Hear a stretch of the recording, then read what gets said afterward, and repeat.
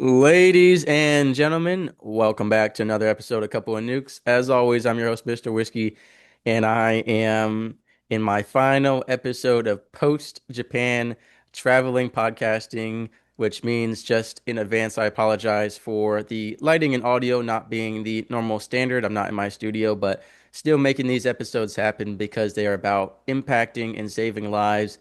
And today we're going to dive into what some would call niche, but I think it's so important that every topic gets covered. There are so many people suffering in silence and not getting the resources and help they need because, quote, they're too small a percentage of the population. Today, we're going to be talking about dyslexia, turning it into your edge. And we are here with Coach Willie Blake, a speaker and a guest on these shows who shares amazing insights and how he overcame seeing dyslexia as something that holds you back and makes you different in a negative way. And I am super excited to have this conversation. Coach Blake, could you please tell us a little bit about yourself? Yeah, of course. My pleasure being on the show. Glad that we had this opportunity. I'm excited for it. So, I'm Coach Willie Blake. I help dyslexic entrepreneurs and professionals to be able to stop second guessing, to get clear, and to build a system that works with their dyslexic edge. So, I grew up as a dyslexic since the first grade. I got diagnosed, and it's simply the way I process information. So, whether that's me reading off a piece of paper or the way that I speak, really made me struggle and made me feel like a broken kid because you can only imagine as a kid going and being with friends, and then all of a sudden you get this diagnosis. And then you got to go to these special classes, and your Mm. friends who are 7, 8 years old are just like, wow, Willie's this special kid because he now goes to doing different stuff in different classrooms. And I guess, we'll go play football. And Willie, hey, we'll play with you next time. We just want to do our own thing during this recess. And so that, and amongst a bunch of other experiences that I had as a kid, it's like, man, am I the one that's broken? Am I the one that got left behind? I didn't ask for this thing called dyslexia. What the heck is going on? So that's Right. how it felt like. That's the challenge that it faced. And it was a habit that I built for decades, Mm. from elementary to middle to high school. And then it was in college where I had more of that turning moment. I found this statistic, and this was when I was switching from, I did generals and accounting, but then switched over to business management for my bachelor's. And I came across the statistic that said 95% of CEOs read 50 or more books a year. And I'm Mm. like, that would be really cool to be a CEO. Ain't no way I'm going to read 50 Right. books in a year. Ain't happening for someone who read maybe an average of one before. But 12 didn't seem too bad. So I got a little note card, wrote 1 through 12 on it, and went to my bookshelf, grabbed the smallest self help book I had, a little purple one called Rich Dad Poor Dad by Robert Kiyosaki, and started reading. And from there, it introduced me to this whole personal development world, this whole like growth mindset, business, finance, entrepreneurship. And from there, I went from reading one to then a few to a dozen, and then up to now I read now about 60 books a year. Mm. And then from that, then it went to, well, I also want my other childhood dream, which was to be an author. So then I started to write, and it took me years to get the words down. But I was able to be co authored in several best selling Amazon books. And right now, I'm currently writing my own. And then I was like, I want to help more people out because I had to go through a lot in the decades that I've had with my experience. I wonder if there's a way I could break that down so that other people get the systems they need so that what took me 10 years, they can do in 10 minutes. So I wanted to create that. So I just freaking love not just dyslexics, but this the world that we have. And dyslexics actually cover, there's so many different research. They say it's between 5 and 20, but for the ease of it, about 10% of the world has some form of dyslexia. Mm. So that's like 8 billion people that we got right now. 800 million of them have some form of dyslexia. Yeah, that's quite a bit of people that if I can just be an adult resource for them, then I can make at least a few people's lives just a little bit better. So that's what I do. I help business and professionals. I also love teaching kids and teenagers by volunteering and stuff, but just all around, just want people who have neurodivergence and people who just have challenges realize that it's not the disadvantage that you think it is. It's actually an advantage and can actually be your best edge. Right. And to do a little myth busting, for lack of better words, something I found out through this podcast actually was that most people, because of mainstream media, social media, and the story we've always kind of been shown, think that dyslexia is just a rearrangement of letters and numbers in words and sentences. However, what I found out, and correct me if I'm wrong, is that that is just a symptom, a single symptom of dyslexia, which is actually a completely different brain setup on the neurological level, correct? Yeah, yeah, you nailed it. Just the way that our brains are wired. It's just a different way of thinking.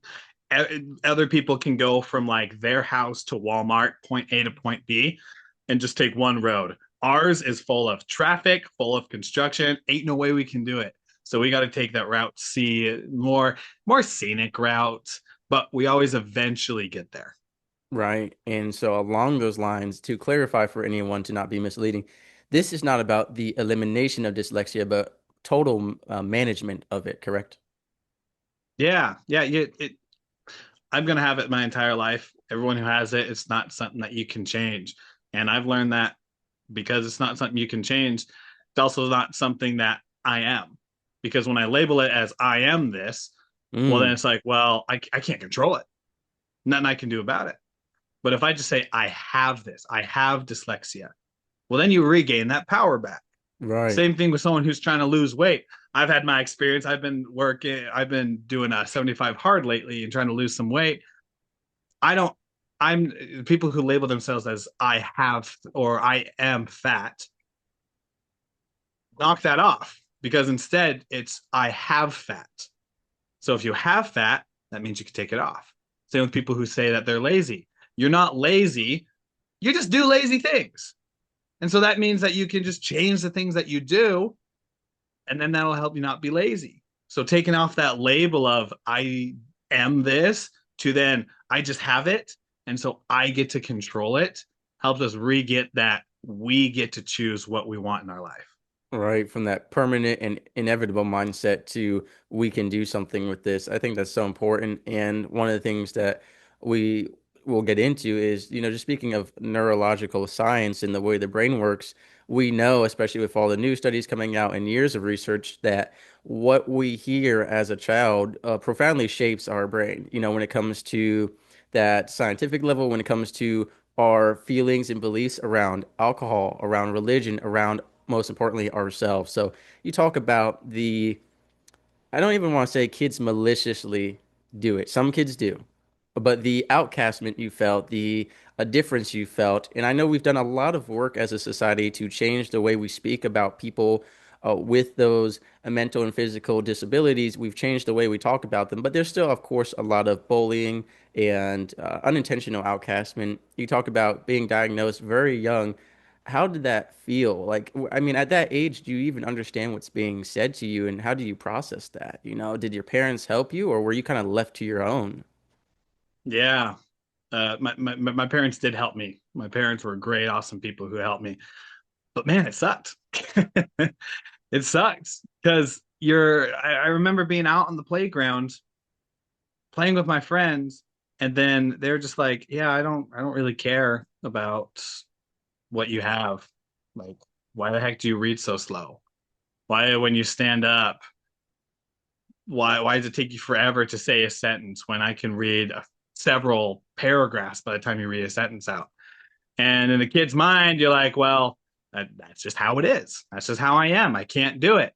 But kids are kids and they say things without filtering. So they just say what's Yes. on their mind. And when you are living in an experience where, or it doesn't matter if you're a kid or an adult, the way that you internalize it is based off of the experience and the knowledge and the thoughts that you've had before. So a lot of people who are walking around being like, man, I am an addict or I have trauma. That stems for the way that we thought in that moment of when it all started. That's why I'm a big advocate for if that is the case, take time to go back there and heal from it. And there's like this whole exercise that I do. I don't need to get into it unless we want to. But man, going back to as a kid, you internalize it based on just what your thoughts are at the time. And that's based off of what your parents taught you and the way that your siblings talk to you. So me as a kid, my friends going off and walking off and me standing there being like, what did I do wrong? Mm, Like I was just loving. I was just sharing my love with my friends. I was sharing a good time. And then all of a sudden they're just like, Willie, you're kind of strange. You're a lot slower than we are. And my mom says not to hang out with the slow people and hang out with the good ones. man. And so I'm just gonna Right. go and do it. It's like, well, man, I didn't choose this path. I didn't choose to have this thing called dyslexia or the challenge. Am I broken? Mm, Am I doing something wrong? And you can just imagine as a kid just how that would affect the rest of your life. right. I know this is not just for medical disabilities, but to speak from my personal observation, obviously not on the same level necessarily, but I was judged because my father was a police officer. This was long before they were disliked to the degree that they are now, but there's always been some, hate and resentment for that. And I lived in a town where people had been arrested by my father, their parents had dealt with them. Rule one is don't raise your family in the same town you work as a police officer. That's been my best advice to them. But I dealt with that, and it's like I didn't choose to be born to a police officer or for my father to go into that line of work, but I was labeled as the son of a police officer, not as who I was. And of course, that goes to people who are in wheelchairs, people who have different medical conditions, learning conditions, and it is a true shame. And you talk about not just as a child, but you talk about bringing this into your adulthood, to your young adult years. I mean, how did that shape your high school and college experience? But same feelings go by. Like even though I started having friends who didn't really care about it, like you still carry those feelings. It's dyslexia specifically, like it's a taboo topic. You don't Right. talk about it unless there's this random time with your friends that you randomly are just like, "Hey, I'm dyslexic." Other than that, it's not something you talk about. And so yeah, in high school, I remember during lunchtime, bell would ring. We're walking down the hallway. All of us are just having a good chat. We're laughing, talking about the weekend. And then my friends would walk into the honors class and I'd stay in Mm, the hallway. And as they took their seats, I walked 3 doors down to the normal English class to where kids didn't want to be there. They didn't want to do any work or that and just thought it was a joke. They felt like they weren't going to be achieving much in life, so why even try? And man, mm. I fell out of place. I'm just like, I feel so smart. I know I have the answers and the knowledge to be able to do what anybody in honors class is doing. But because I can't communicate it that well, I'm stuck in the regular one from there. And so as it just like it just continued. Like it wasn't anything of yeah, because of my friends, I was able to boost my confidence and I was able to have a life and laugh and have fun. But there's a still itch in the back of my mind saying, I still have to catch up to everybody. Right. I still have to work. My friends can go out boating, but I still need to work the weekend so that I can still be at the same pace as everybody else. Because in my mind, if I don't, then I'm going to be left behind. And that goes back to when I was alone at that playground, and I don't want to be alone again. Yeah, I think immediately about the naval nuclear pipeline, one of the most difficult academic programs in the world.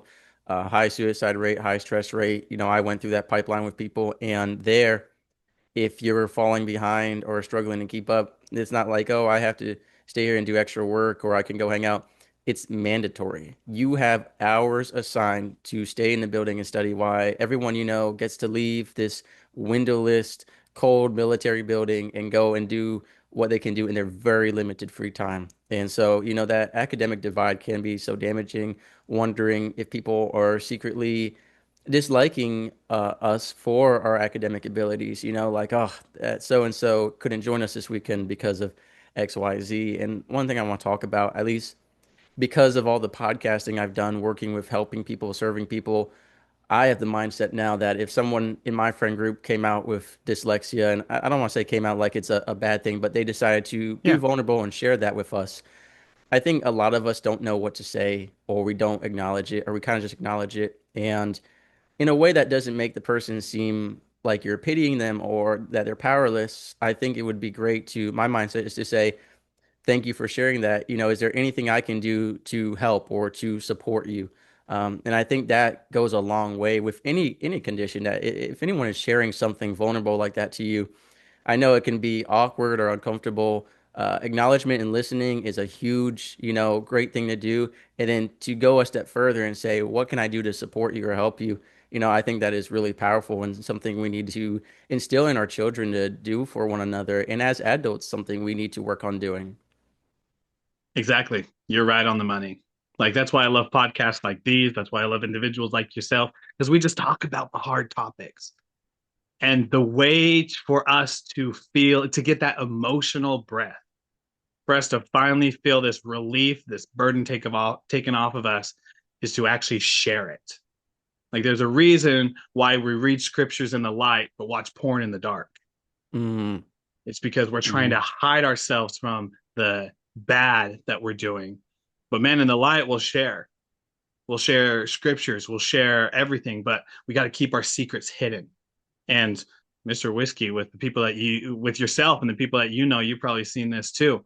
The best way to overcome addiction, the best way to be able to start moving out of this challenge, whatever it may be, is to first acknowledge it, but then talk to someone about it. Mm-hmm. It could be a religious leader, it can be a therapist, it could be your friend or your neighbor next door. It could be the taxi driver who you're probably never going to see again, but you just got to share it.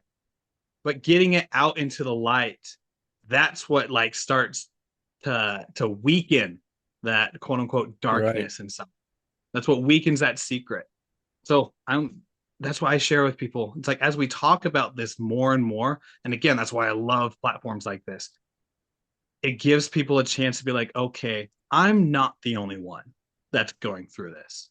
And if other people are out there dealing with this and actually doing successful things with it, well, then maybe I can too. And that, not opportunity, what's the word? Starts with a P, the perspective. Your Right. perspective, there's another word I'm looking for. Possibility. There we go. Mm-hmm. Even though how small it is, the possibility starts to expand and grow. And you're like, even though it's just like maybe this can be for me, that little seed, we plant it and it starts growing into now I can be myself. Now maybe I can recover from my addiction, whatever that is. Or maybe I can start using this thing, whether it's neurodivergency or cancer or a miscarriage or, those hard topics. Mm-hmm. Well, now maybe there's something for good that I can use with it.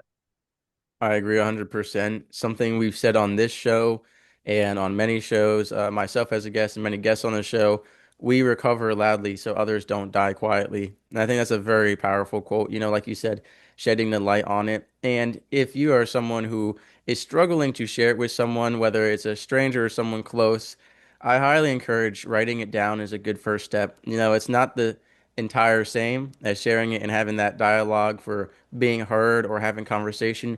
But even writing it down, like there are studies around it, like how powerful that is. Like it really changes the emotions in you. Even if you throw it away, maybe you publish it into a book later on in life that helps people, but just write it down if you can't share it aloud. I highly recommend that for everyone. And if it's a different medium, such as art or comedy or singing, whatever you have to do, expressing it in whatever way only reaches more people. So that's why I appreciate what you do in these conversations, as you mentioned. And you talked about getting into wanting to help people, serve people, speaking on stage. I mean, how was that for the first time? I was speaking on stage for the first time. Right. Nerve wracking. So, like, my very, very first stage was while I was at my church. They love to call people, they love to call youth. So, I was about 12, 13 years old to give like a little 5 minute snippet of Right. just what they believe. And so I stood up there and literally I had my speech written out from saying, Hello, everybody. My name is all the way down to Amen. Like that, the whole thing was written down. And I remember going through it, reading the body of it, and then I got to the last part, which is like my testimony, my beliefs on it.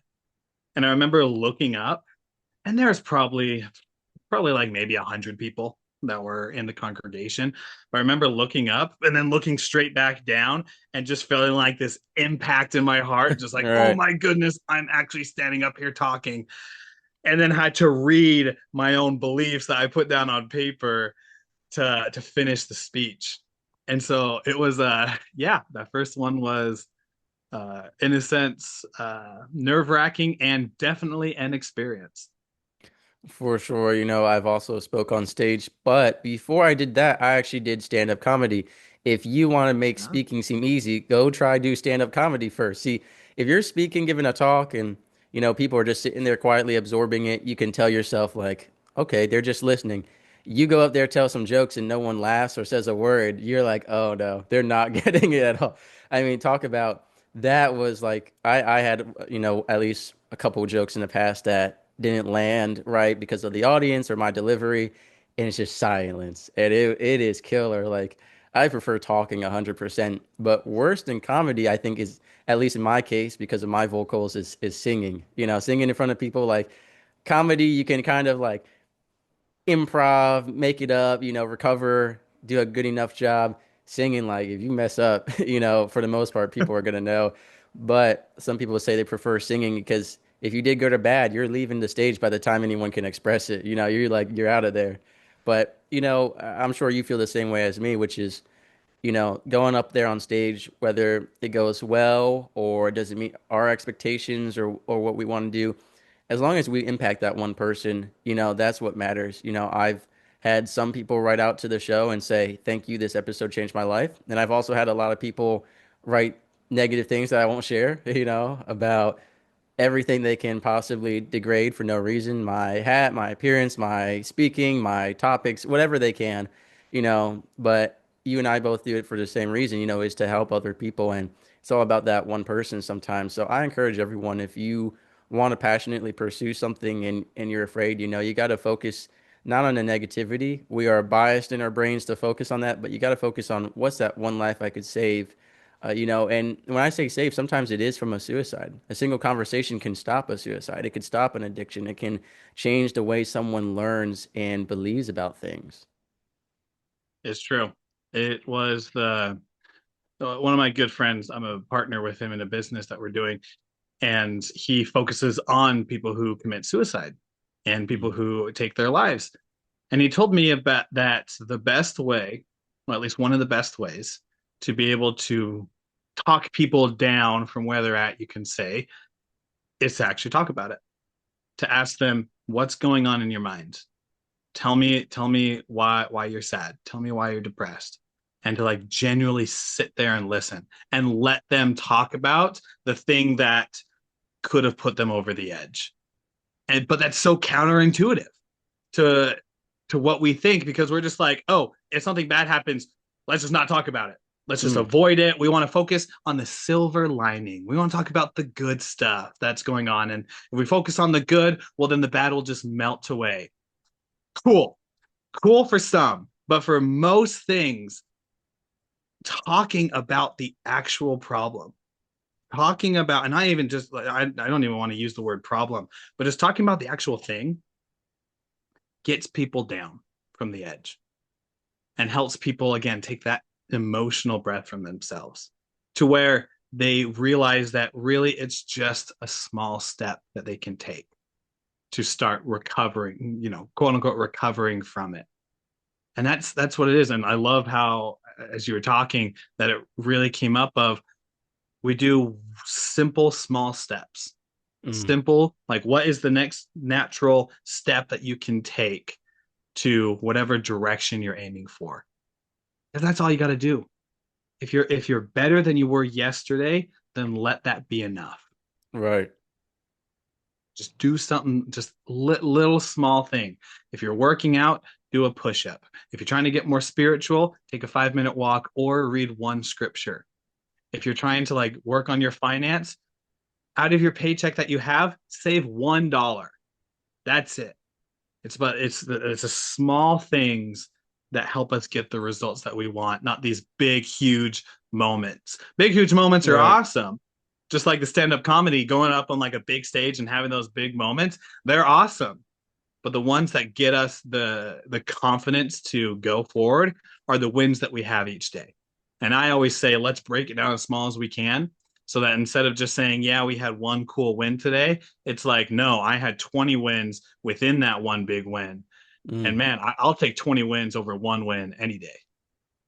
Right. And, just with the comedy analogy, sometimes it's not that big performance on stage, but it's the small joke you tell to someone that cheers them up on a bad day that changes everything. So I want to go through kind of the blueprint, a 30,000 foot overview. Obviously, you have books, you have speaking, you have a website for all of this, but let's just go over, a brief guide to, working with your dyslexia, making it your edge. We started with, step one being acknowledging it and changing how you see it, how you label yourself. Where do we go from there once we've done that, which again can be a difficult and timely process? Yeah. So after that part, after you see that possibility, well, then you ask yourself one question. What do you want? What is it you actually want? And I'm not talking about the one that you share in network meetings. I'm not talking about the ones that you share with your parents Mm, that you're just like, I'm going to make them happy. I'm talking like, what the heck do you want? The one where, like, if you were asked that as a kid, you'd be like, I want to get that like kid energy and smile on your face. Like, I want to be an astronaut. I want to be a Pokemon master. I want to be like right next to Chef Gordon Ramsay, like cooking a meal with him. right. Like those fun things. Like, that's like, what do we actually want? That for a lot of us, we have forgotten. And when you, that next step is asking yourself, what do you want? And when you figure out what you want, well, then we can go into the more strategies of awesome, let's reverse engineer that backwards. Let's take the 2% action to be able to get there each day. Let's make sure you're adjusting and adapting. But that next step is just asking yourself, what is it that you want? Because when you know what you want and you know where you're at, and we're in our minds a lot, we know where we're at. Then just like Apple Maps or Google Maps, when we have those two things, we'll now know the direction that we need to head. Right. And like you said, sometimes it's a scenic route. Sometimes we got to sit through the traffic. We hate that, but Yeah. we got to get where we're going. And I agree 100%. I want to talk about, your books, especially the solo book. Could you tell us a little bit about that and the impact you hope it will have? Yeah. So yeah, I've been a part of 11 best-selling Amazon's bestsellers from 3 different series, and I'm freaking grateful for that. I'm so excited about the solo book because it's been several years in the process that I've been doing this. And it's really just the manifesto of everything we're talking about. And we've touched a lot of different points on on here, but it really comes down to being a light in this world. About 5 years ago, uh, one of my mentors I got to meet back in 2019. I guess that's more than 5 years ago, 7 years ago. His name's Evan Carmichael, and he had this book called Your One Word. And it was to take your why and put it down to a single word. And this word is something that inspired you 20 years ago, inspires you today, and 20, 40 years into the future is going to inspire you. And as I went through his exercise and I did my own, and this was before ChatGPT, I came up with the word light. And it was light because it was the opposite of darkness. My entire life, I felt like I was in that darkness. Felt like stress, anxiety, depression, anger, especially. Just always felt like I was in a reaction mode. But I wanted to be a light to people. I wanted to share my passion with them. I wanted to see the light ignite in their eyes and like see within themselves like the smile, the joy, the gratitude, and everything with it. And so that's what the solo book is going to be about. It's about lighting it up in our own lives. There's going to be the strategies in there, of course, of how to do that. There's going to be like the different lessons I've learned and the stories I've gone through, but it comes down to the acronym of what I put for light. which is love, inspire, gratitude, hope, and time. So that's what we get to control. So that's what the book's going to be on. That is super awesome. And I want to share a biblical parallel. One of the most famous Bible quotes, I'm going to paraphrase it here, which is that we don't get a light, sometimes in translations, a lamp, a light, whatever you want to call it, and put it under a bowl, right? We put it on display for people to see and to guide people. Imagine being a lighthouse and you put a dome over it, all the ships are going to crash, right? Because your light is necessary to help people, to guide them, to inspire. So I think it's so important that we not only discover our light, fuel our light, develop it, but we share it. And that's what you're doing through this book and podcasting. So I appreciate you for that. When the book comes out, definitely let me know and we can promote that and hopefully make an impact. Like we said, that one life, and hopefully more than that, as many people as we can serve until we're done. Yeah, we just keep serving. That's what we want. That's what we love to do. We just keep serving. And hopefully that our 10 years of experience can be short. Hopefully that our 10 years of experience that they don't have to go through that. And we can take the lessons that we've done over those 10 years so that they can be able to learn that in 10 minutes. Right. I call it our look back being someone else's look forward. I think that's a great way to end this episode. Thank you for your time today, for helping people, and I hope that we inspired someone today. Yeah, I do as well. Appreciate the privilege.